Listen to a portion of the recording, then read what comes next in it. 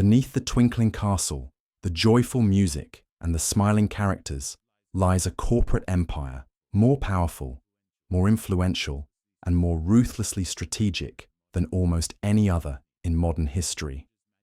Disney, the name that conjures magic and nostalgia for generations of families around the world, is not just a media company, it's a machine that manufactures dreams on the outside and exerts control from the inside. Over the past century, the Walt Disney Company has evolved from a humble animation studio into a global juggernaut, one that tells stories, yes, but also rewrites them when necessary. One that entertains, but also erases. One that silences critics, buries competition, and maintains its shimmering image with an iron fist beneath the white glove. To understand how Disney silenced its enemies, we must begin at its very origin, a time when Hollywood was still young, and America's most powerful corporations hadn't yet discovered the full extent of their cultural leverage. The year was 1923. A young man named Walt Disney arrived in Los Angeles with a suitcase and a camera. He was creative, idealistic, obsessive, and most of all ambitious. With his brother Roy, he founded the Disney Brothers Studio and began crafting animated shorts that charmed audiences and investors alike. But from the beginning, the world Walt tried to build was also the world he tried to control. In 1928, Disney created Mickey Mouse and changed everything. The character was cute, catchy, and more importantly, brilliantly marketable. With Mickey came the first hints of something Disney would master over the next century: intellectual property dominance. Disney didn't just create characters, it created cultural icons and then locked them behind legal walls. In 1937, Snow White and the Seven Dwarfs debuted. The first feature-length animated film in history. It was a box office sensation and a technological breakthrough. With the profits, Walt built the Burbank Studio, a self-contained creative city that symbolized his vision of complete control from storyboard to screen, from character sketch to merchandise shelf. But what few knew was that inside those studio gates, cracks were already forming. Walt Disney was a perfectionist. He demanded absolute loyalty from his animators. He paid them poorly, drove them hard, and demanded long hours. The artists who gave life to Mickey, Snow White, and Cinderella were treated as disposable. In 1941, after years of frustration, hundreds of animators went on strike protesting low pay, long hours, and lack of recognition. They carried signs with Mickey Mouse drawn in frowns and tears. For Walt, it was a betrayal. But he didn't respond with negotiation. He responded with vengeance. Walt Disney became a vocal opponent of unions. He labeled striking workers as communists. He testified before the House Un-American Activities Committee, naming names and fanning the flames of McCarthyism. Behind the scenes, he blacklisted workers, ensured they never found animation jobs again, and began to build a studio culture of silence, one that would define Disney's corporate DNA for generations. This was the first glimpse of a pattern: dissent was not tolerated. Criticism was punished. Dissenters were erased not just from payroll but from memory. As Disney expanded through the 1950s and 60s, this culture deepened. With the success of Disneyland in 1955, a utopian theme park built on former orange groves in Anaheim, Walt Disney realized something profound. He wasn't just creating content, he was creating worlds, controlled environments, real estate-driven fantasylands where everything from the music in the air to the color of the trash cans served a purpose. It was the ultimate act of narrative domination, and it was only the beginning. Behind the gates of Disneyland, Disney implemented one of the most sophisticated image control systems ever devised. Employees called cast members were bound by strict grooming policies, speech guidelines, and a hierarchy that mirrored the rigid structure of a military base. Surveillance was everywhere. Rule violations were met with immediate discipline. Even within the magic order ruled. But the real magic trick was what happened outside the gates. Disney began building an arsenal of legal tools, media connections, and political influence that allowed it to suppress criticism and protect its image. The company used copyright extensions, lobbying, and litigation to ensure that Mickey Mouse, created in 1928, never entered the public domain. In fact, Mickey's copyright was extended again and again through the help of Disney-friendly politicians, most notably via the 1998 Copyright Term Extension Act, often mockingly called the Mickey Mouse Protection Act. But it wasn't just copyright law Disney shaped, it was public perception. Throughout the 1970s and 1980s, as the company expanded into television publishing and merchandise, Disney cultivated close relationships with newspapers, broadcast networks, and even public schools. It offered free programming, educational content, and sponsorships that painted the company in an unambiguously positive light. Criticism was rare, not because Disney was flawless, but because it was everywhere. To question Disney was to risk alienating audiences, advertisers, and entire generations of Disney-raised children. And Disney knew this. Its legal team became legendary in Hollywood circles, not just for enforcing copyright, but for silencing critics. Whether it was a small t-shirt company using a mouse silhouette or a documentary exploring Disney's labor practices, the company deployed cease and desist letters with ruthless efficiency. It intimidated publishers. It sued daycares. It demanded takedowns. And in doing so, it sent a message. This image is sacred. Do not touch it. Internally, Disney adopted a strategy of self-mythologizing. The official story was clean, wholesome, heroic. But the reality was messier. The acquisition of properties like the Muppets Marvel and later Star Wars and 20th Century Fox were not simply business deals, they were acts of absorption. Disney didn't just buy companies, it consumed them, rewrote their identities, and brought them under its singular cultural umbrella. And every time someone resisted, they vanished from the story. Filmmakers who clashed with executives found their projects shelved or recut beyond recognition. Animators who pushed for union rights were reassigned or let go. Journalists who investigated Disney were denied access to press junkets, premieres, and interviews. Independent creators who parodied Disney found themselves in court. Over and over the message was the same: you don't fight the mouse, not and win. By the time Michael Eisner took the reins in the 1980s, Disney had entered a new phase corporate conquest. Under Eisner, the company expanded into new genres, opened theme parks in Paris and Tokyo, and launched lucrative cable networks like the Disney Channel and ABC.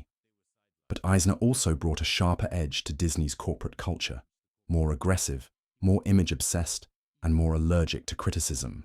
When Who Framed Roger Rabbit debuted in 1988, it was a critical and commercial success. But behind the scenes, a battle raged over creative control and profit sharing between Disney and Steven Spielberg's Amblin Entertainment. Disney eventually absorbed the character licensing rights and buried planned sequels. When animators criticized studio leadership for gutting the traditional 2D animation division, they were sidelined. When Roy E. Disney, nephew of Walt, publicly challenged the corporate direction, he was pushed out. Even in its own family, dissent wasn't tolerated. In the 1990s and early 2000s, Disney began facing more open criticism from labor advocates, cultural critics, and even academics. They questioned its sweatshop supply chains, its racial and gender stereotypes, its monopolistic growth. But Disney responded not with public debate, but with PR campaigns, strategic donations, and legal threats. It donated to children's hospitals, partnered with the Make-A-Wish Foundation, sponsored school programs, all while silencing internal whistleblowers and using NDAs to bury workplace harassment cases. The image remained clean, sparkling, magical, the reality carefully managed behind the scenes. And this was only the first half of the story. As the 21st century dawned, the world entered the age of content.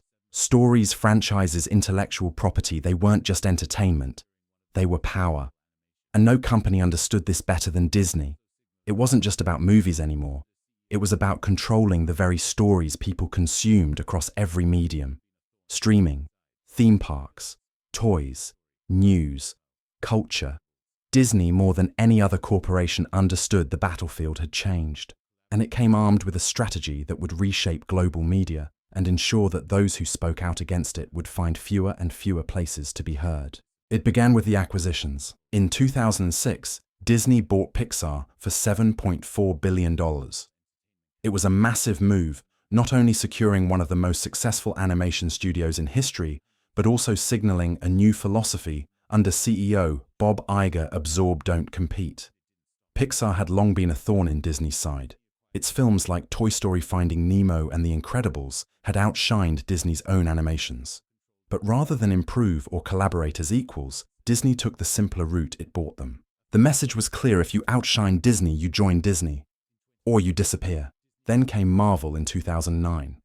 For $4 billion, Disney acquired the entire Marvel Entertainment catalog: Iron Man, Spider-Man, Captain America, the X-Men, and hundreds more. Overnight, Disney owned a multi-generational cultural arsenal of superheroes. And it didn't stop there. In 2012, Disney acquired Lucasfilm, home of Star Wars and Indiana Jones, for another $4 billion. It now controlled one of the most iconic and beloved franchises in cinematic history. And with it, a fan base that spanned generations. Finally, in 2019, Disney completed its largest acquisition ever. It bought most of 21st Century Fox for over $71 billion. With this move, Disney gained control over FX Network's National Geographic, The Simpsons, Avatar, Alien, Die Hard, and perhaps most critically Hulu, a major streaming rival. It also gained controlling stakes in international TV networks, sports broadcasting, and more. With one stroke of a pen, Disney became the most dominant media empire in modern history. And with it, the company didn't just own content, it owned conversation. This is how Disney silenced its enemies in the 21st century, not through lawsuits and blacklists alone, but through monopolization. It didn't just bury criticism, it bought the platforms that might publish it. It didn't just sue dissidents, it swallowed their studios. The result was a cultural landscape where questioning Disney wasn't just unpopular, it was professionally dangerous. Independent filmmakers found fewer distributors. Competing studios saw their budgets slashed. Critics who gave poor reviews to Disney films were quietly blackballed from red carpet screenings and press access. The company didn't need to issue threats. It simply made it clear: criticize the mouse, and you don't work with the mouse. And in today's market, that can mean the end of your career. Even more chilling was how Disney leveraged its influence in government. In Florida, where Disney's crown jewel, Walt Disney World, sits atop 25,000 acres of land, the company for decades operated its own special tax district, known as the Reedy Creek Improvement District. This arrangement, dating back to 1967, gave Disney near-sovereign control over the land. It could issue bonds, control infrastructure, oversee fire and emergency services, all with minimal outside regulation. In effect, Disney ran its own city. This unprecedented autonomy meant Disney could build whatever it wanted, expand as fast as it wished, and block opposition before it ever surfaced. Local politicians rarely dared challenge the mouse. Donations flowed. Jobs were promised. Tourism was king. But Disney didn't just influence local laws, it shaped federal ones too. The 1998 Copyright Term Extension Act, famously dubbed the Mickey Mouse Protection Act, was heavily lobbied by Disney.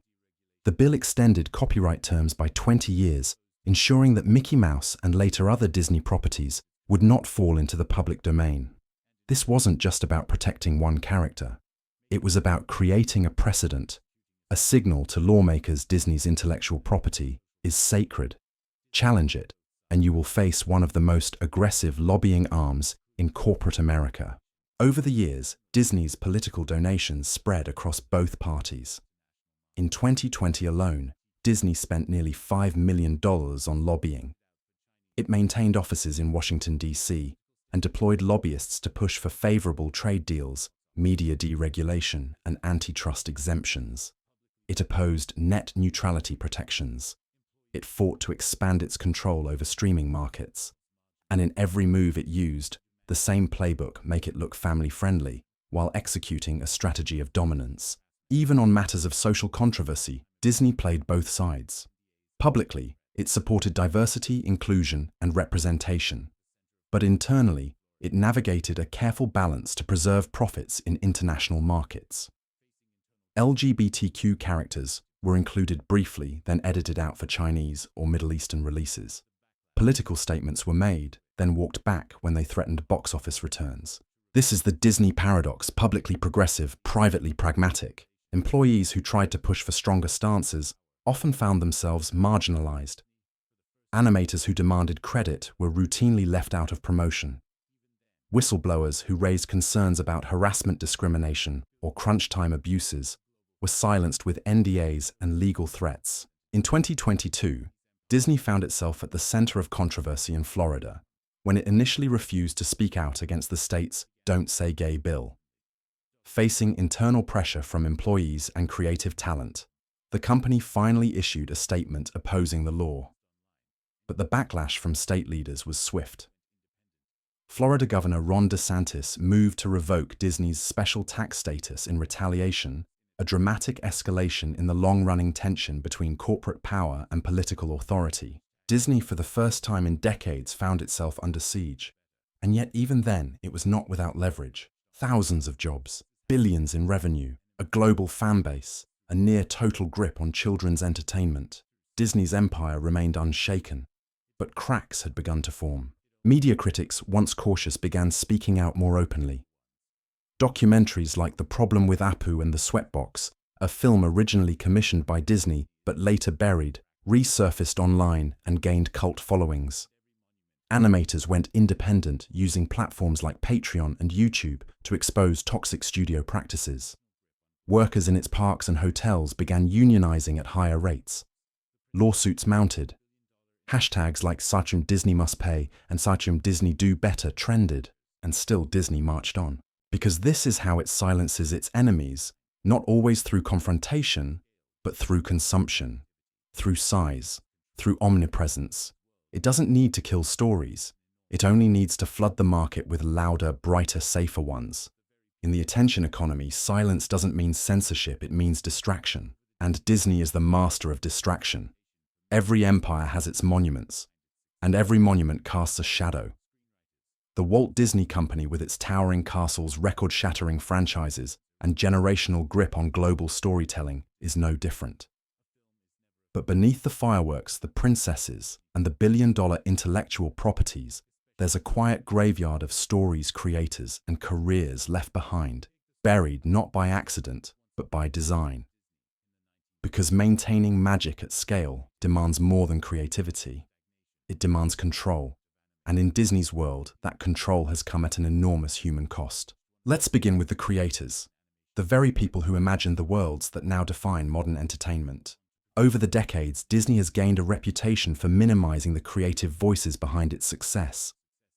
Animators, screenwriters, concept artists, and even directors have often found their contributions erased or diminished under the crushing weight of the Disney brand. A film is never a film by an individual, it is a Disney film. And that distinction matters especially when credit equals power, and power equals negotiation. Take the story of Don Bluth. Once a rising star at Disney in the 1970s, Bluth grew frustrated with what he saw as creative stagnation and poor treatment of animators. In 1979, he and several colleagues staged one of the most dramatic walkouts in animation history, leaving to form their own studio. Bluth would go on to produce The Secret of NIMH, An American Tale, and The Land Before Time, all critical and commercial successes that directly challenged Disney's animation dominance in the 1980s. But Bluth's rebellion came at a cost. He was blacklisted across Hollywood, his budgets were slashed, his distribution deals sabotaged. And when Disney re-emerged with The Little Mermaid and launched the so-called Disney Renaissance, Bluth was quietly pushed out of the mainstream altogether. His work faded, his name forgotten by the next generation of fans. Disney hadn't just won it, had rewritten history. This rewriting has become a hallmark of Disney's playbook. When The Sweatbox, a documentary about the troubled production of The Emperor's New Groove, revealed how Disney executives interfered with and ultimately dismantled the original vision of the film, it was quickly buried. The film, created by Trudy Styler and Sting, who was originally hired to score the movie, was never officially released by Disney. Copies were pulled, screenings blocked.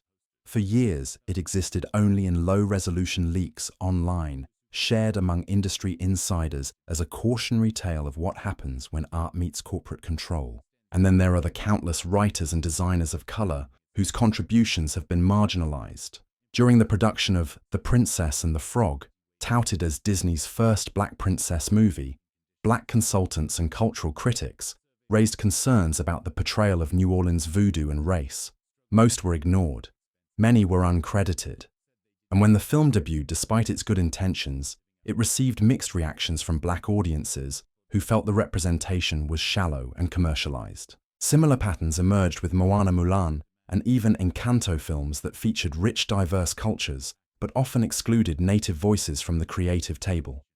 Behind the scenes, Disney hired cultural consultants but rarely gave them final say. Feedback was accepted or dismissed at the studio's discretion. The result was a brand of diversity that looked good on posters but felt hollow to many in the communities it depicted. And those who pushed too hard, they weren't invited back. But the silencing doesn't stop at the creative level.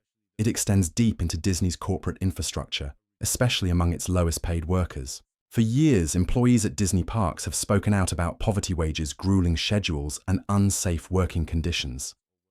In 2018, a survey revealed that nearly 3/4 of Disneyland Resort employees struggled to afford basic expenses. 2/3 said they didn't have enough food to eat. Some reported living out of cars. And yet Disney posted record profits that same year, over $12 billion. When park workers tried to unionize or demand better contracts, they were met with classic union-busting tactics, anti-union videos, intimidation, and the strategic hiring of part-time seasonal labor to weaken organizing efforts. Disney maintained a carefully crafted image of cast members as family while treating them as expendable resources behind the scenes. The company's pattern of non-disclosure agreements, NDAs, is another weapon in its arsenal of silence. Employees, especially those in corporate HR and production roles, are routinely asked to sign sweeping NDAs upon hiring and again upon departure. These documents not only prevent them from discussing specific projects or workplace disputes, but also from speaking out about harassment, discrimination, or abuse. Whistleblowers are legally bound into silence under threat of career-ending litigation. In 2020, several former employees of Disney's consumer products division attempted to file complaints about racial discrimination and pay inequity. Their stories were buried under a mountain of legal red tape. Internal investigations were launched, but the findings were never made public. The employees bound by NDAs could not speak further. The media moved on. Then there are the fans. Disney has long cultivated a uniquely intense and protective fan base, particularly through its franchises like Star Wars and Marvel. But when fans express dissent, criticism, or disappointment, especially from marginalized perspectives, they often face backlash not just from other fans but from Disney itself. When Kelly Marie Tran, a Vietnamese-American actress, starred in Star Wars: The Last Jedi, she was targeted by a wave of racist online abuse. Rather than publicly defend her, Disney remained largely silent. When Black Panther fans called for more Afrocentric control over future films, Disney responded with PR, but little real structural change. When LGBTQ fans pushed for deeper representation, Disney offered token gestures, background kisses, implied queerness, then quietly cut those scenes for international markets. Fan creators, artists, remixers, critics have also found themselves at odds with Disney's hyper-aggressive copyright enforcement. Fan-made trailers are pulled. Fan fiction websites receive takedown notices. Merch artists are sued. Disney says it protects its IP, but in doing so, it has often stifled the very creativity and community it pretends to celebrate. The chilling effect is real. In the age of streaming, YouTube, and social media, Disney has extended its control not just over what we watch, but how we talk about what we watch. Channels that critique Disney often find themselves demonetized or shadow banned. Film critics report losing access to advanced screenings after publishing negative reviews. Journalists are denied interviews. Review embargoes are used as leverage. In short, Disney doesn't need to respond to criticism. It just makes sure fewer people hear it in the first place. This is the modern version of silencing. Not through public trials or dramatic showdowns, but through economic pressure, social media algorithms, NDA clauses, brand saturation. It's the art of disappearance. of making things seem smaller until they vanish entirely, and still the world celebrates the magic. Every Marvel release shatters box office records. Every Frozen sequel floods the market with merchandise. Every Star Wars series debuts to millions of views, and the empire grows. Because when your brand is synonymous with childhood, family, and joy, your mistakes are forgiven. Your critics are labeled as bitter. Your victims are erased. But erasure is not justice. Empires do not collapse overnight. They crack slowly, almost imperceptibly, until the illusion of invincibility dissolves. And for the Walt Disney Company, even in the heights of its global dominance, those cracks have begun to show. In the shadows of its shimmering castles and billion-dollar box office hits, resistance has taken root. Quiet at first, then louder. From within and from the fringes. This is the story of those who refuse to stay silent, those who challenge the mouse and live to tell the tale. It begins with the workers. In 2019, Disney employees across California, Florida, and abroad began organizing with new fervor. Inspired by a growing global labor movement, cast members once bound by fear, poverty, wages, and strict Disney codes began to speak up. At Disneyland, workers staged walkouts and confronted executives with testimonies about homelessness, food insecurity, and abusive scheduling. At Walt Disney World Park, employees rallied for a living wage, healthcare protections, and union rights. In 2022, a historic deal was reached in Orlando. Disney agreed to raise its minimum wage to $18 an hour, the largest such increase in its park history. It was not out of generosity, it was the result of pressure. National media attention, public embarrassment, coordinated labor action. Disney had for once been forced to respond. This pattern repeated itself around the world. In France, Disneyland Paris faced multiple strikes over wage inequality. In Japan and Hong Kong, employees exposed toxic working conditions. And within Disney's massive media division, artists and developers began sharing stories of unpaid overtime crunch culture and creative erasure. The message was clear, the magic was built on sacrifice, and the people behind it were done being silent. But the most powerful resistance came not from within Disney's gates, but from the outside. Filmmakers and storytellers began telling the stories Disney wouldn't. In 2019, Abigail Disney, granddaughter of Roy O. Disney, made headlines when she publicly condemned the company's CEO Bob Iger's $66 million salary, calling it insane and immoral. Her voice, coming from within the Disney family itself, sparked a wave of public scrutiny. She later produced documentaries examining economic inequality and labor injustice, including within Disney's own operations. Despite pressure to back down, she refused. Others followed. Independent journalists and YouTubers created entire channels dedicated to unpacking Disney's monopolistic practices, creative censorship, and historical whitewashing. They analyzed Disney's role in lobbying its treatment of women and people of color, and its increasingly homogenized storytelling formula. These creators did what mainstream outlets feared. They asked hard questions, backed by facts, not fantasy. In 2020, the documentary Feeding the Mouse quietly circulated in underground film circles. It exposed the inner workings of Disney's lobbying apparatus in Florida, its manipulation of state laws, and its influence over local media. Though it never aired on major networks, it reached millions online. Its existence proved that even the most untouchable stories could be told if someone dared enough to tell them. Then came the lawsuits. In 2021, a former Marvel Studios executive filed a discrimination lawsuit alleging years of racism, gender bias, and retaliation. In 2022, female employees at Disney Publishing filed a class action suit over unequal pay. In 2023, a group of contract animators launched a collective complaint alleging systematic abuse and blacklisting. Each case brought more evidence, more witnesses, and more headlines. NDAs were challenged. Sealed documents were leaked. Disney's army of lawyers scrambled to contain the narrative, but the leaks had begun to outpace the spin. And for the first time in decades, regulators started paying attention. In the US, the Federal Trade Commission initiated inquiries into Disney's acquisitions, questioning its growing influence over film streaming and children's entertainment. In Europe, antitrust agencies opened investigations into Disney's media consolidation and the impact on local broadcasters. In Australia and Canada, lawmakers debated limits on foreign media ownership and the need to protect domestic storytelling from cultural homogenization. Disney, once the darling of diplomacy and soft power, found itself the target of policy reform. But perhaps the most important rebellion came from audiences themselves. Younger viewers, more diverse, more media literate, more skeptical, began questioning the messages baked into Disney's glossy films. Social media was no longer a tool Disney could fully control. Gen Z and millennials dissected every scene, every casting decision, every executive move. They called out tokenism. They demanded accountability. They pushed for better representation, not just on screen, but in boardrooms and behind the camera. For every saccharine sequel, there was a viral thread about the workers who made it. For every theme park expansion, a flood of TikToks revealing the ugly truths behind the smiles.